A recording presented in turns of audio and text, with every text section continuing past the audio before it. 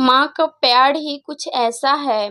आदित्य ने बैग से शॉल निकाला और वह कुछ सोचने लगा। वो सोच रहा था कि पिछली रात जब वह बिस्तर पर जाने से पहले अपना बैग पैक कर रहा था तो उसकी माँ कैसे अपना शॉल लाई थी और उसे बैग में रखने के लिए कह रही थी। कैसे उसने कहा था अगर बारिश हुई तो बहुत ठंड लगेगी। करीब 1 घंटे से अधिक समय से ट्रेन एक छोटे से स्टेशन पर खड़ी थी। ट्रेन में बैठे बैठे आदित्य का धैर्य जवाब दे रहा था। आजिज होकर वह अपनी सीट से उठ खड़ा हो गया। वह पता लगाना चाहता था कि आखिरकार ट्रेन इतनी देर से एक ही जगह पर क्यों खड़ी है। वह अपनी सीट से उठकर गेट के पास गया। उसने बाहर देखा कि यहाँ तो बारिश हो रही है। फिर आदित्य वापस अपनी सीट पर जाकर बैठ गया और अपने सिर के नीचे बैग रखकर लेट गया। काफी देर बाद उसे धीरे धीरे नींद लगने लगी। अचानक एक महिला ने उसकी बाजू को हिलाते हुए उसकी नींद उड़ा दी। वह उठकर बैठ गया। इसी बीच उसकी नजर एक अधेड़ उम्र की महिला पर पड़ गई। वो मैले कुचेले और गंदे कपड़े पहने हुए थी और अपने हाथ में अपना हैंडबैग पकड़ी हुई थी।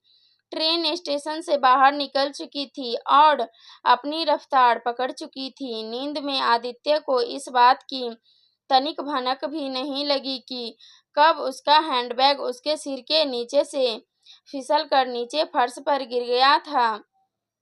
आदित्य ने फटाक से अपना बैग उस महिला के हाथ से ले लिया और चेक करने लगा कि कहीं उसका पर्स और अन्य सामान गायब तो नहीं है।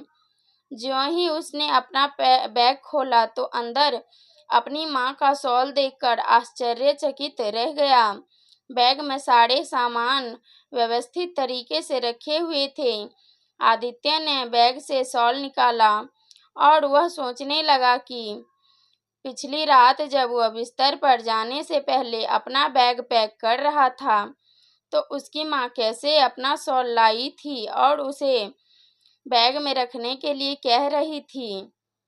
कैसे उसने कहा था कि अगर बारिश हुई तो बहुत ठंड लगेगी।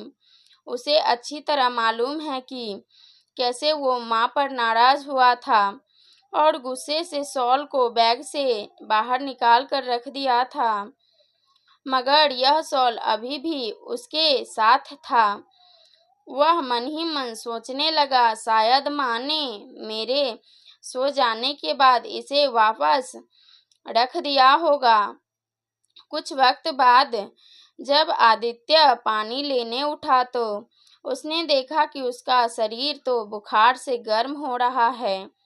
खुद को असहाय महसूस करते हुए उसने तुरंत अपनी माँ को कॉल किया और बोला, माँ, कल रात तुम मुझे कुछ मेडिसिन का पैकेट देना चाह रही थी। इसमें पहले ही कि आदित्य अपनी बात पूरी कर पाता, उधर से उसकी माँ बोल पड़ी, बेटा, तुम्हारे सिर में दर्द है क्या? आदित्य कतई जाहिर नहीं करना चाहता था कि उसके बुखार के बारे में जानकर उसकी माँ बेवजह परेशान हो, इसीलिए उसने कह दिया, हाँ माँ। उसकी माँ बोली, मैंने तुम्हारे हैंडबैग की सामने वाली जेब में दवा का पैकेट रखा है, तुम उसमें से निकाल कर सिर दर्द की एक गोली ले लो। और हाँ, मैंने पैकेट में बुखार की दवा भी रख दी है, शायद कुछ खा लो। सुनो, मैंने तुम्हारे बैग में एक सैंडविच का पैकेट भी रख दिया है। आदित्य कुछ घंटे बाद सोकर उठा तो पहले से काफी बेहतर महसूस कर रहा था। जैसे कि वह अपने पैर फैलाने के लिए उठा तो उसकी नजर गलियारे के पास बैठी एक महिला पर पड़ी। उसने अपने बच्चे को गोद में ले रखा था। खिड़की से ठंडी हवाएं आ रही थी। उसके शरीर पर पड़े फटे पुराने कपड़े इस ठंड से बचाने के लिए नाकाफी ने। आदित्य ने गौर से देखा तो पाया कि अरे, ये तो वही महिला है जिसने उसे पहले जगाया था और उसका बैग लौटाया था। बिना सोचे समझे आदित्य ने बैग से अपनी माँ का शॉल बाहर निकाला और ठंड से काँप रहे बच्चे को उठा दिया। उसने देखा कि बच्चा कैसे अब सुकून से सो गया है।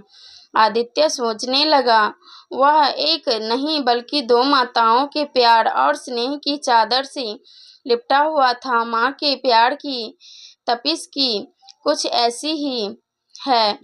अगर आपको यह कहानी पसंद आई हो तो वीडियो को लाइक, चैनल को सब्सक्राइब जरूर करें।